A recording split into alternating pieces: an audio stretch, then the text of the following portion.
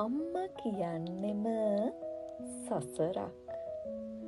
අසීරුම තැනදිත් අපවත් නොහැර මහා වෙරෙන් අප අල්ලාගත් අප කරදඬු උස්මහත් කරන්නට පමණක් නොව අප ලොව කිරුළු පළඳවන්න අසීමිත කැපකිරීම් කළ ඒ වෙනුවෙන් තම දිවියම පූජා කළ මහා මෙරසේ සියල්ල දරාගත් අප මාපියන් වූ තැන අප දරුවන්ටද නිමක් නොමැති සෙනෙහසක් පුද දෙන මාගේ මව්වන් සියලු මව්වරුන්ට දිනෙක දිව්‍ය විමාන පහළ වෙන්නම ඕනේ.